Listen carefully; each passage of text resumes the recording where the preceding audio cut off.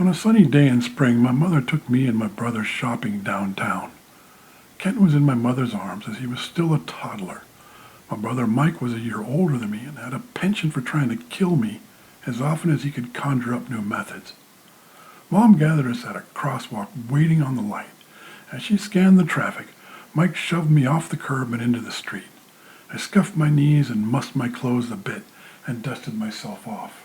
Mom stepped into the street and picked me up by the collar of my shirt, quickly placing me back on the curb. In a fluid motion, she grabbed Mike by the arm and started to yell into his face. Ken started crying while Mike pulled away from Mom with a scowl on his face.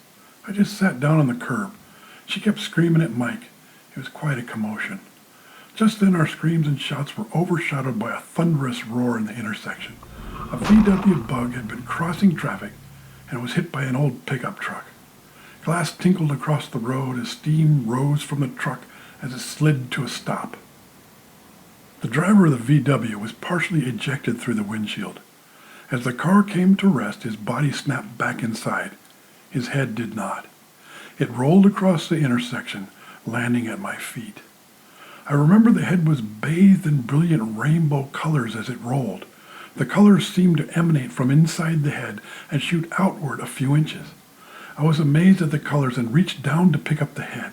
As I gazed into his eyes, he was clearly still conscious. His first facial expressions were of fear and bewilderment. Then he locked eyes with me, and his face turned to pity and concern. The color started to fade, and his eyes did not close, but dimmed to a grayish tone. The expression left his face, and I sensed an emptiness in him.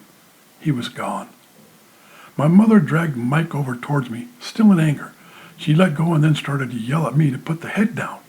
I hadn't actually picked it up, but I had both hands on his face. I could see that Mike thought that his scolding had been worth it when he saw the bloody mess that my hands and shirt were. Also, since my mom had forgotten about him, he could start planning his next move against me. Mom hustled us away from the scene as other folks started to gather at the accident. She kept asking me why I would try to pick up a head in the street. Finally, I told her of the beautiful colors emanating from the man's head as it rolled across the street. She was having none of that and scolded me again. "Don't touch dead people," she said. "He wasn't dead," I answered, which caused her to start crying.